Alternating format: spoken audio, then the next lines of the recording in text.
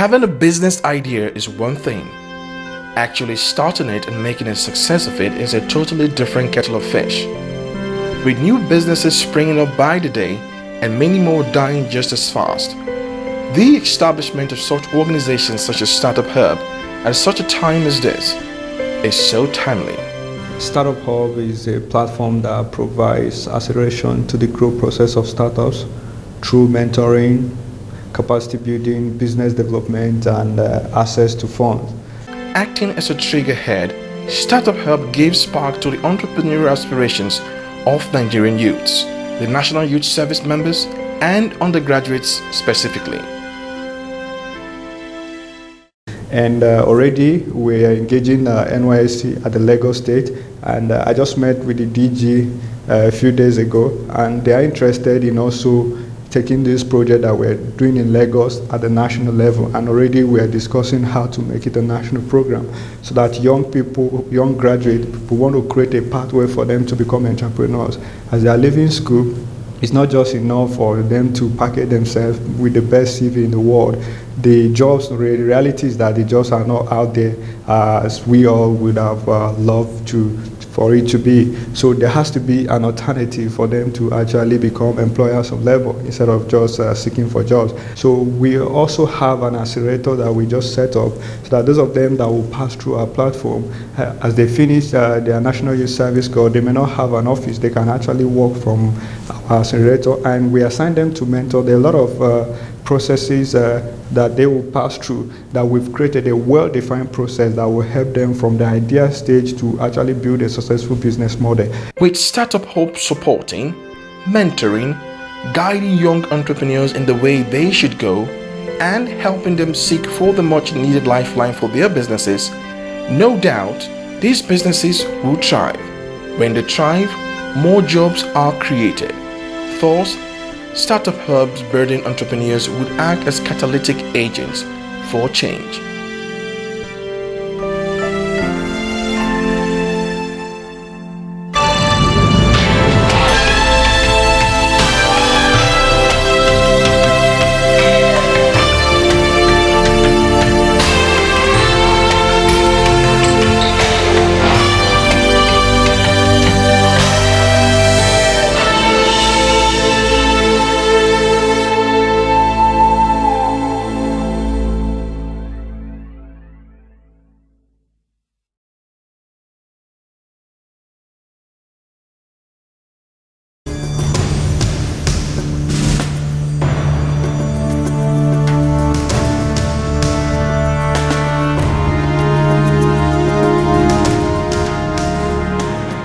Life is riddled with the ebbs and tides of unpleasant situations and circumstances.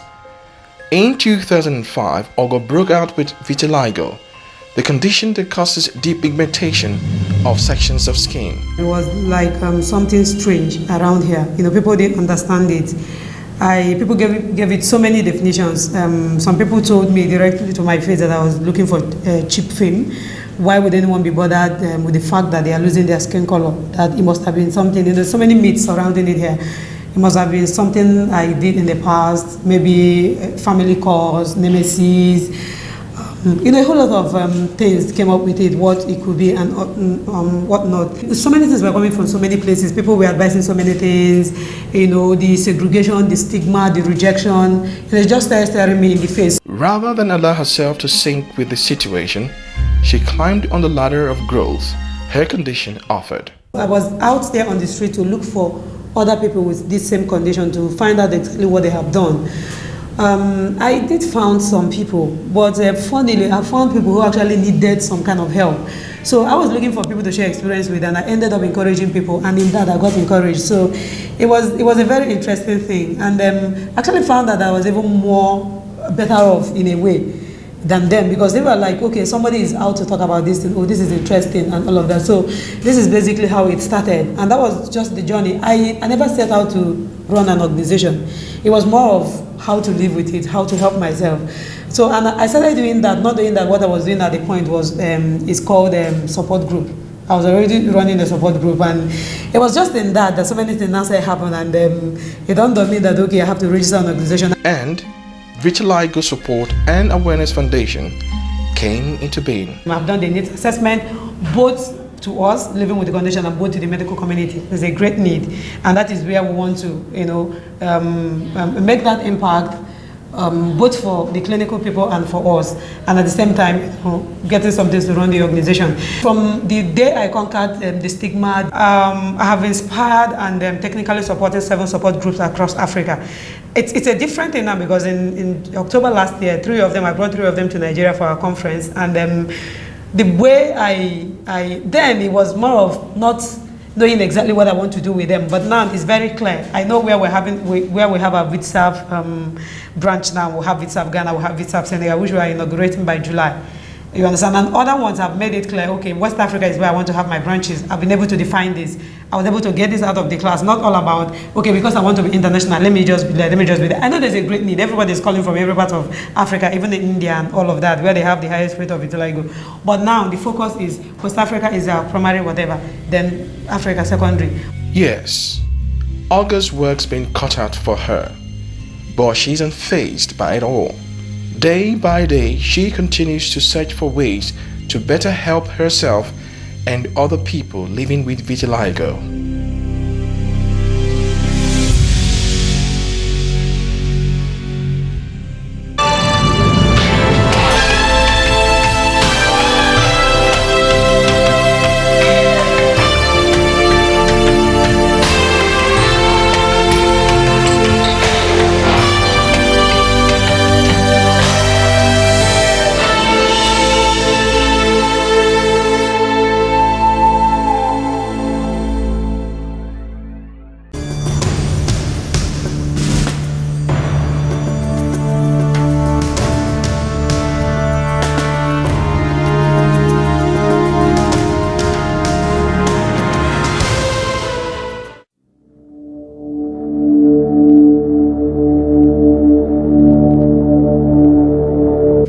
Disturbing, unbelievable, impossible, and incredible are just some of the words that anyone who sets foot on the grounds of So Said Charity Home is likely to mutter again and again for the duration of the visit. We have 2 organizations registered together from CAC.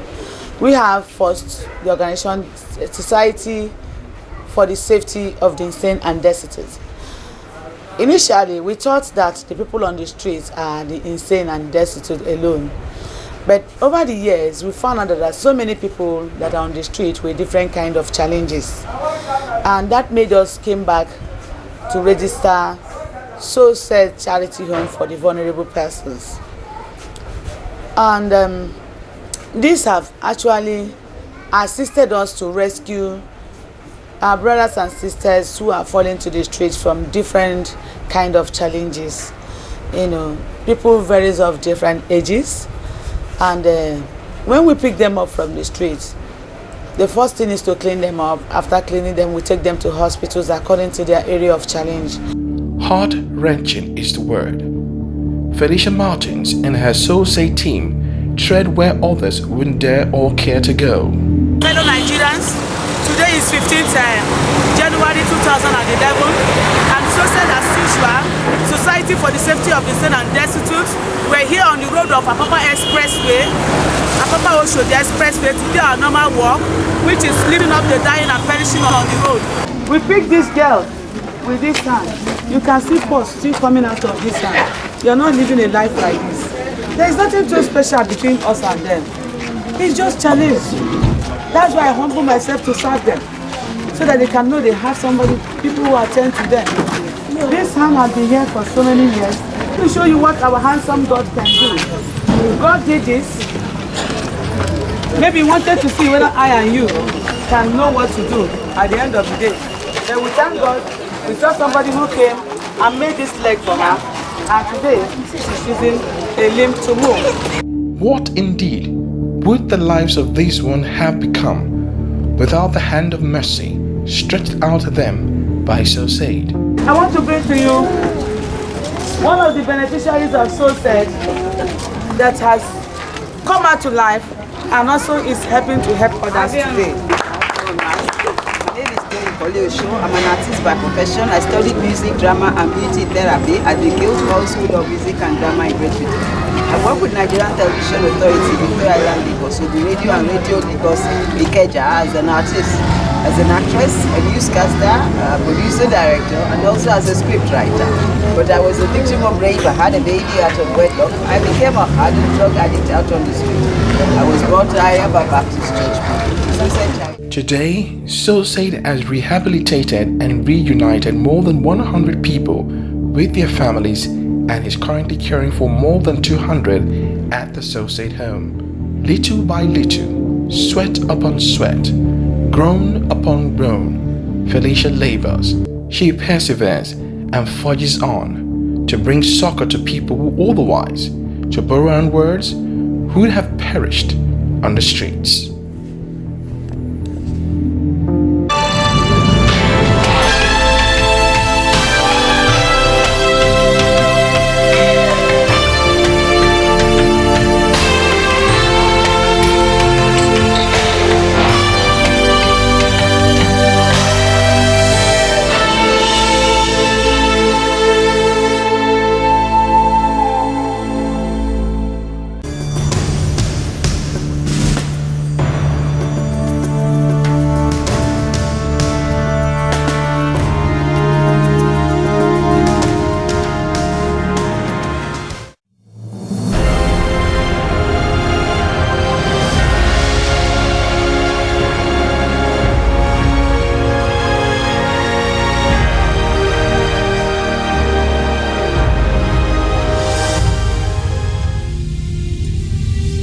They call their abode Dustbin Village.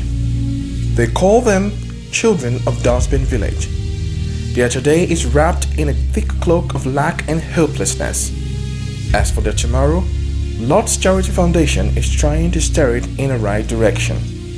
When we go to the community, we have children who go to schools, but the quality of education they themselves have, you can't call that education at all. Though it's been a tug of war with the parents of these kids, the classes offered have saved the kids from hawking wares and the woes that come with it. So what I did was to prevent the kids from going back to the streets to work on the behalf of their parents. So I told their parents, if we have to take care of your children for you after school hours, you then have to stop them from selling on your behalf. So we've reduced child labor from the home front. And then I gave we attached so much benefit to education. So if you don't come for classes, you don't get a meal, you don't come for classes, you don't get excursion, you don't go out of the refuse dump for fun day, you don't come for the classes, you don't get clothes, you don't come for classes, whatever lot does, priority comes to those who attend the classes first. And because of that, the number of kids that started the literacy classes with us moved from 25 to 77, and then moved to 120, and then moved to 150 now, just because there was attachment to benefit to education and why they have to learn. Their parents have zero value for knowledge and can't be bothered one way or the other if their kids went to school or continued to rot in illiteracy and a life of lack. Totally unacceptable to Tolu, she fashioned a way to deal with the situation and forge ahead to her set goal. You have kids coming from the refuse dump, they have smelly armpits, smelly mouth and all of that. So we started the hygiene pack, which is to give kids toothbrush, toothpaste, body cream, roll-on, and all the things that you need for hygiene to make them presentable when they're coming for education. So you dress the way you want to be addressed. They come to the resource center right now after showering, after school hours. The impact I can't begin to say, because there are thousands of children in the community. We're only taking care of 150 of them, which is not up to 10% of the kids in the community. There's a difference between the children we take care of and those that are in the community. There's a way they carry themselves, there's a way they dress that is different from those in the community, because we provide clothes also for the kids. For these ones who had no clue where life's unpredictable waves will sweep them to, Lord's Charity Foundation has given them some kind of foothold and a shoulder to lean on. Now, every day dawns brighter, and their lives that once was tainted with mods of hopelessness is gradually but surely edging towards a brilliant future.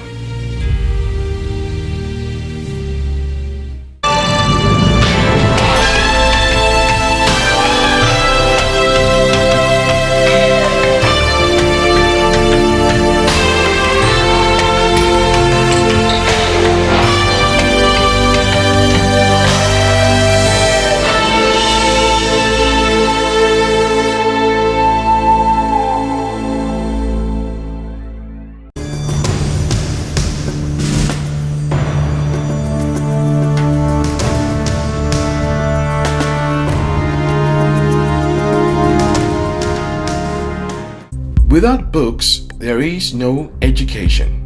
Yet, in some African schools, one book is shared amongst as many as 6 children. In many schools, books are a luxury and do not exist at all. Tosin Jegede Foundation is one of such organizations doing something to rectify the situation. We're an education enhancement organization. What that means is we support structures already in place, so schools, NGOs, charity homes, those sort of organizations. And we work with children at primary school level, so really young children at that basic, or I like to call it foundation of school, of education. We've actually worked on a project which seemed to be what shifted our focus on what I'm doing now, which was a book on Awolowo. That we did some research, spoke to Mama Awolowo, got permission to do the book. That's actually focused for children.